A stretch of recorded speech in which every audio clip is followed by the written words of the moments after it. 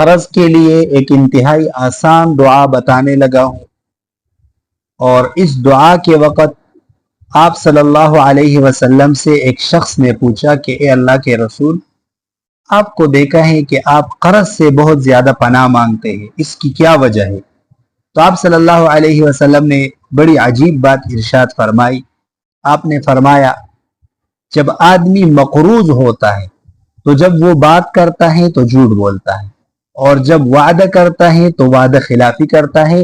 اس لیے قرض یہ بہت بڑا عذاب ہے، بہت بڑا فتنہ ہے، اس لیے میں اس سے پناہ مانگتا ہوں۔ دعا آپ سنیں، مسلم شریف کی روایت ہے، روایت کا نمبر ہے 1325۔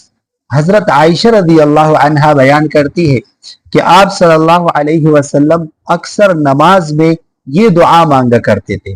تو یہ دعا آپ نماز میں بھی مانگ سکتے ہیں اور نماز کے علاوہ بھی مانگ سکتے ہیں۔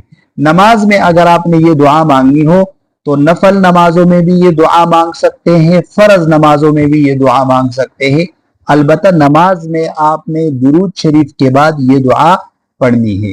دعا کے کلمات انتہائی آسان ہے، یہ دعا آپ یاد کریں، اپنی دعاؤں میں شامل کریں، اس کی برکت سے اللہ تعالیٰ آپ کو قرض سے نجات دیں گے اگر آپ مقروض ہیں، اور اگر آپ پر قرض نہیں ہے تو اللہ تعالیٰ آپ کو قرض سے محفوظ رکھیں گے۔